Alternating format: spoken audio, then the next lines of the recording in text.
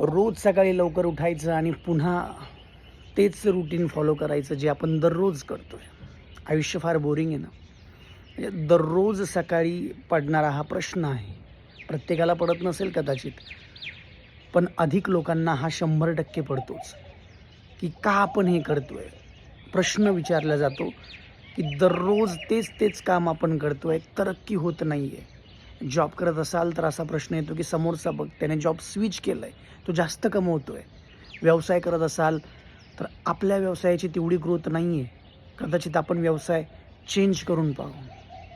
हा निगेटिव्ह विचार दररोज आपल्या डोक्यामध्ये घर करतो. पण आपण एक विसरतोय, की प्रत्येकाच्या आयुष्याचं गणित वेगळं आहे. प्रत्येकाने आपल्या आयुष्यामध्ये काय मेहनत घेतली आहे, आपल्याला माहिती नाही आहे.